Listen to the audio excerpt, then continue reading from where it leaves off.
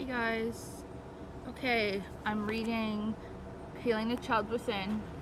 I'm on chapter 7, The Rule of Stress, the post-traumatic stress disorder. Okay? Post-traumatic stress disorder, PTSD, is a condition that may so affect someone that not only is their child within stifled and stunted, but the person often becomes overtly ill from repeated stress and its extreme traumas. The PTSD interacts with the dynamics of codependence to such an extent that these two conditions often overlap. Oh, I didn't know that. What Christberg describes as chronic shock among children of alcoholics can be equated to PTSD. PTSD may occur across a spectrum of manifestations from fear or anxiety to depression, to easily irritability, to impulsive or even explosive behavior, to numbness.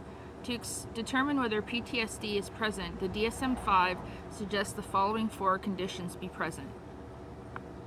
Recognizable stressor. The first is the history of the ongoing presence of a recognizable stressor.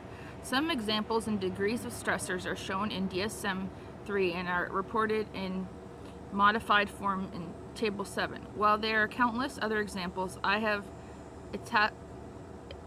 italicized several of the stressors found among troubled or dysfunctional families. From the short list of examples, one can see stressors are commonly found in families and environments that tend to stifle the true self. However, to determine the presence of PTSD, the type of stressor must be outside the usual range of human experience. Examples of such stressors may include assault, rape, other sexual abuse, serious physical injury, torture, concentration camp experience, floods, earthquakes, military combat, and the like. I believe, as do others, that growing up or living in seriously troubled or dysfunctional family or similar environment often is associated with PTSD. The PTSD is said to be more damaging and more difficult to treat if, number one, the trauma occurs over a prolonged period of time, longer than 6 months, and especially so if, number two, the trauma are of human origin, and if three, those around the affected person tend to deny the existence of the stressor or the stress. All three are present in an actively alcoholic family and similar troubled families. Re-experiencing the trauma. The second condition or manifestation is the re-experiencing of the trauma. This may be a history of recurrent and intrusive recollections of trauma, recurrent bad dreams or nightmares, or sudden symptoms of re-experiencing trauma, often with rapid heartache, panic, and sweating. Psychic numbing. An outstanding characteristic of the true self is that it feels and expresses feelings. The false self denies and covers up genuine feelings. This advanced condition, called psychic numbing, is a characteristic of PTSD. It may be manifested by a constriction or absence of feeling and of expressing feelings, which often results in sense of estrangement, withdrawal, isolation, or alienation. Another manifestation may be decreased interest in important life activities. Describing psychic numbing. During moments of extreme stress, combat soldiers are often called upon to act regardless of how they are feeling. Their survival depends upon their ability to suspend feelings in favor of taking steps to ensure their safety. Unfortunately, the result of split between oneself and one's experience does not heal easily. It does not gradually disappear with the passage of time. Until an active process of healing takes place, the individual continues to experience a constriction of feelings, a decreased ability to recognize which feelings are present, and a persistent sense of being cut off from one's surroundings, depersonalization. These add up to known condition as psychic numbing. Other symptoms. Another symptom of PTSD may be hyper-alertness or hyper-vigilance. The person is so affected and fearful about continued stress that he or she is constantly on alert for any and all potential similar stressors or dangers and how to avoid them.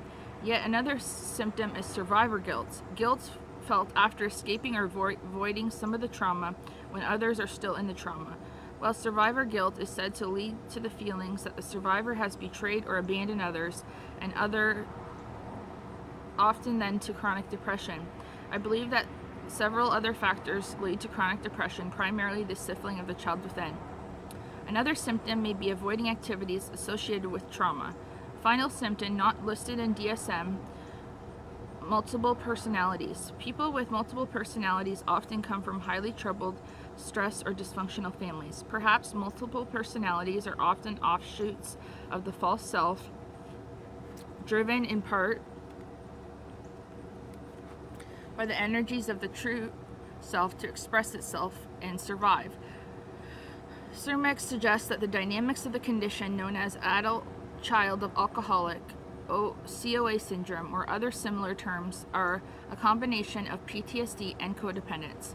From my experience of treating ACOAs and following them in their recovery, as well as treating adult children from other troubled or dysfunctional families, I believe that PTSD and codependence are likely to be part of many troubled or dysfunctional families. I further believe that PTSD is but an extreme extension of the broad conditions that result from stifling the true self in any form.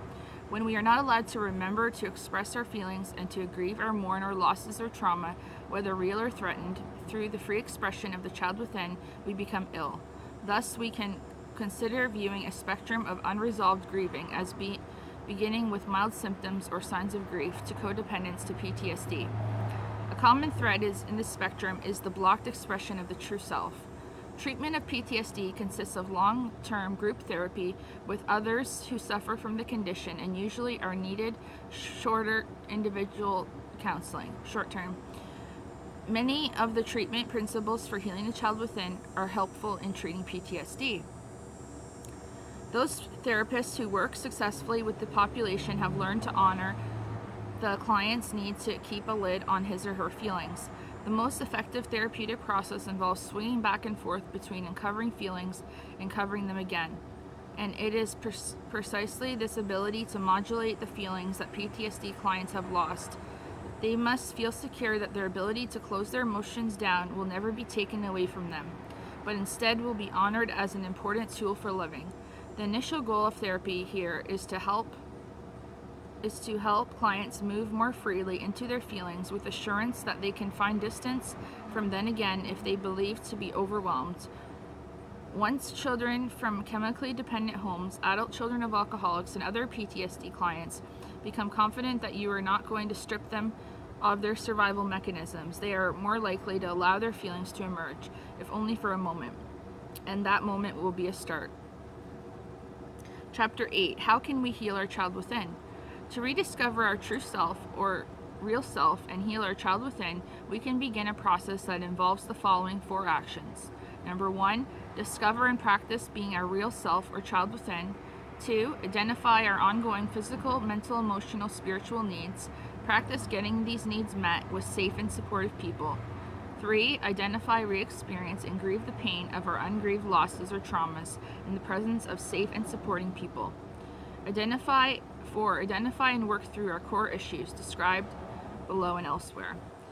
These actions are closely related, although not listed in particular order. Working on them and therapy healing our child within generally occurs in circular fashion, with work and discovery in one area, a link to another area. Stages in the process of recovery, starting with survival.